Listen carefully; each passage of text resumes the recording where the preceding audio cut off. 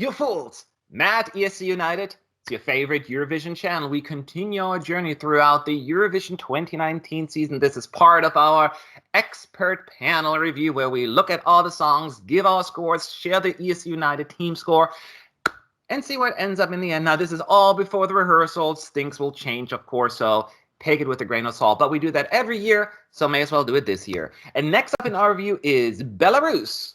Now, what's happening with Belarus, you're asking, if you haven't paid attention? So the name of the singer is Zena, Z-E-N-A. She is going to represent Belarus. That's her stage name, because her full name is actually less catchy. It's Zenaida Kupriyanovic. Too many letters. Yeah, that's not working. It doesn't fit in any kind of box. So the national final, to me, I watched it. It was a little boring, because, there was just a professional jury vote. I'm not even talking about the songs, but it was just a jury. So there was no televote whatsoever.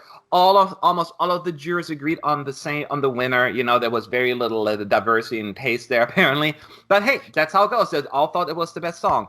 So even though the show was an unexciting event from that perspective, we nevertheless have a winner, Zena with Like It. Is it gonna like it? Is it gonna like it? Let me know. Is it gonna like it?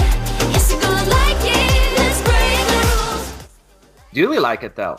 That is the question. We're going to talk through this, and that is where we're at. So who wants to go first? Robert. Robert wants to go first. So before You've I been start, volunteered to go first. Yes, I was volunteered. But you know what? I'm all right with this because, guys, I don't know why, but Belarus is actually one of my favorite Eurovision countries. And it's a quite bizarre thing to say. I don't understand it myself. This is not one of their best entries by a very long chalk. I'm sorry, guys, but this song starts so badly and it struggles to get much above that bass line for me, in all honesty. It's a really messy song, and it's a song that overly relies on repeating the title throughout, and I just feel that weakens it a lot. There's not a lot to enjoy there. And the verses, it's one of those songs this year where I just feel that the verses are just can we get this over and done with, please? And it's a particularly bad example. But the chorus, okay, I don't want to all be negative because this is far from the worst song that we have this year. The chorus is actually rather good. And there's a nice strong beat. It does rattle along and it's not painful to listen to at all. It's just the genre itself is not my cup of tea to start with, and I don't feel that it's actually a particularly strong example of that genre nonetheless. And so, yeah, I'm really not feeling it this year, Belarus, and I'm really sorry about that because normally we're so much better friends than this. Better friends than this, yeah. No, and the funny thing is, for me, I always still sing when I hear the song, is he gonna like it? Is he gonna like it? I just found out 2 days ago that she's actually singing, yes, you're gonna like it. But I was like, that's what she's singing? It always sounds like, is he gonna like it? I'm like, oh, dang, I heard the wrong words. It's fun when that happens. So Zena sings that line about 8 times in the chorus, right? Is he gonna like it? I still say it. Yes, you're gonna like it. Yes, you're gonna like it. And yes, the song is a specific genre. I call it the Britney Spears of 1999. Very specific. But more of a song where Britney would say, you know what? Too many like it's in there. I think I'll pass. But it's true. It's not the best example of that genre. And Robert, you phrased that beautifully. And don't get me wrong. I can actually appreciate that kind of song. Give me some Hit Me Baby One More Time. Absolutely. I'm in it. I can't I just don't I like it. I try to. It's not really the genre or anything I have against it. It just doesn't work for me for that reason. It's just not the best written piece there. Just not working. Vocals are fine, right? Zena, she's very young. She'll go her way. I have no doubt about it. Nothing against her. And I do love me a good old retro song, right? This has a retro feel to it, almost 20 years back in time, bringing a certain decade or era. I love when it's done right. It's just not done right here. And this is really borderline annoying to me because if it's I still can't do it. Yes, I'm gonna like it. Yes, you're gonna like it. Is he gonna like it? Okay, I get it. Like it.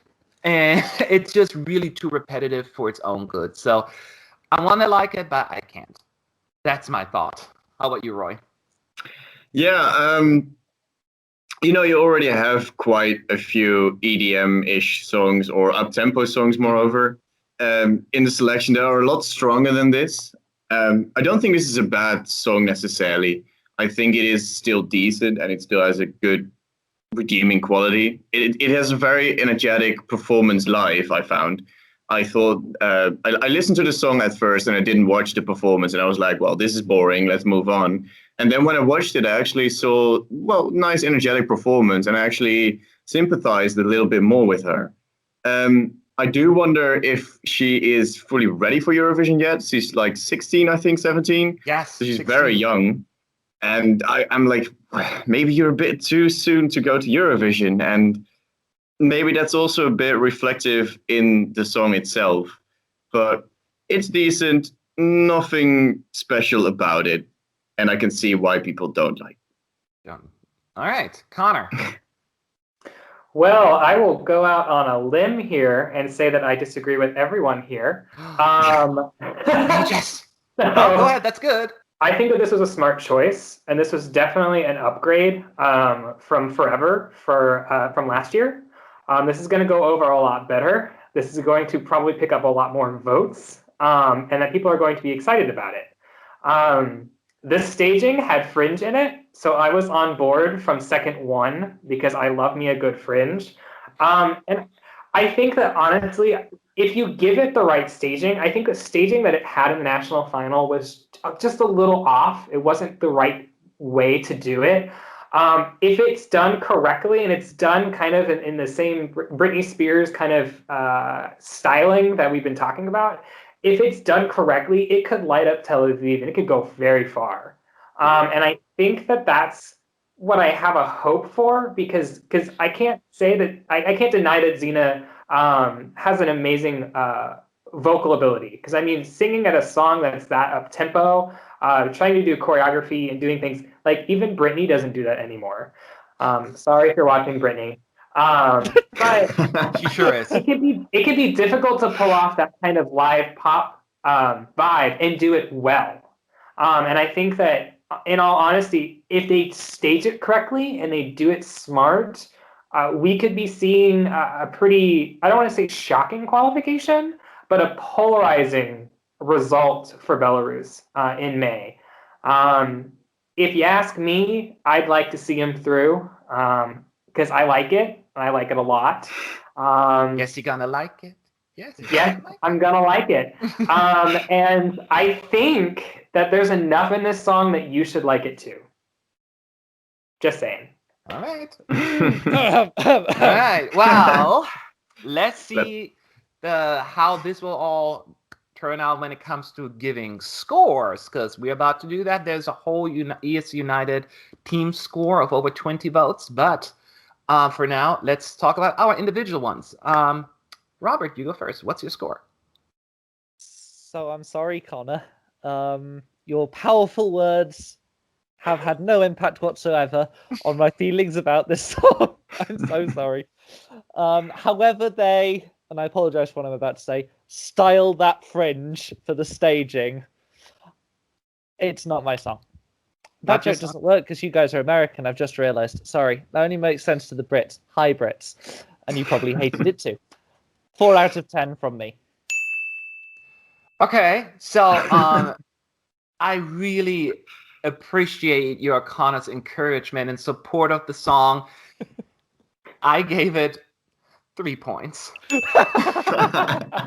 I'm sorry. I'm not trying to make fun of it. It's just, it's one of the few songs this year that just doesn't. I usually see I didn't give it a 1, obviously, right? I understand that it has a certain catchiness to it, but this particular catchiness rubs me the wrong way because it feels almost intrusive to me. I just you're trying so hard to be catchy and it makes it uncomfortable for me. So it's one of the songs, it just rubs me the wrong way. If it qualifies, I will never be upset about a qualification because that's just my personal taste. And if people want it to go through, so be it, right? Who am I to judge? But it's just not for me. So 3 points from me. How about you, Roy? I totally agree with Connor that it will be in the fight to qualify. It will be a very interesting borderline qualify fight in this first semifinal, I think.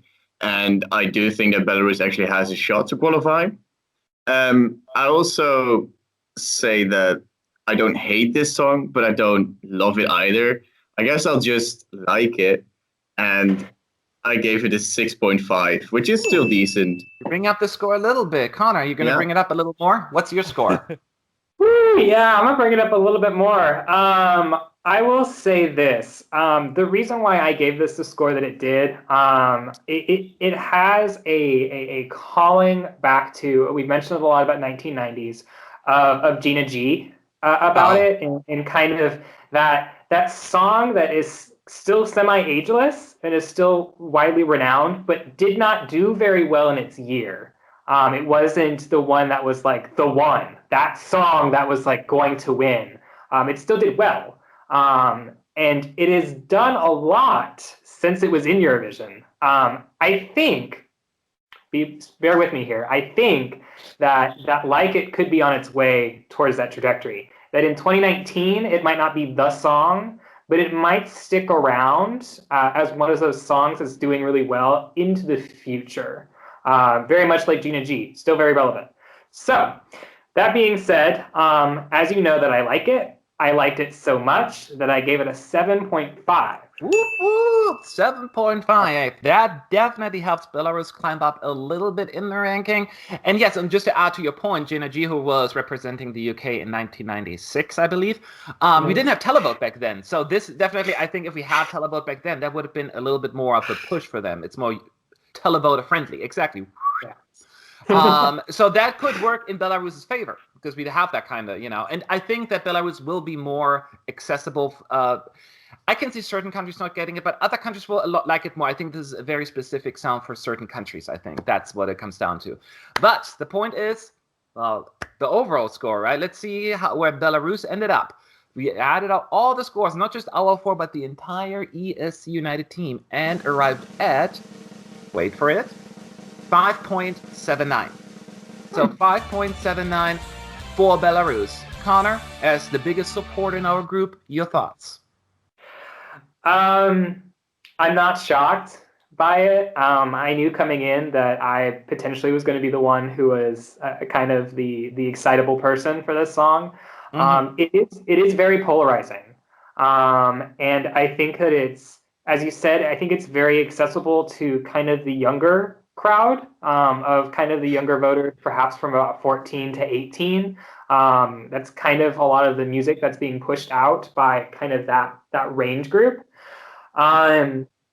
Yeah, I'm not shocked. I don't know how this is really going to go over in May. I would hope for it to qualify. I wouldn't be shocked if it qualified. But I just don't know what its future is. But now I would like to hear from everyone else. Do you agree with Connor? Do you agree with me? Or maybe one of Robert? Actually, Roy, you were more in the middle of it. Leave your thoughts below in the comment section. Our full scores are available in the description box, as well as the link to the poll where you can vote as well and share your score. Please do it. Please. You hear me? All right. We got to move on because there are so many other reviews to do. So have a good day. On to the next video.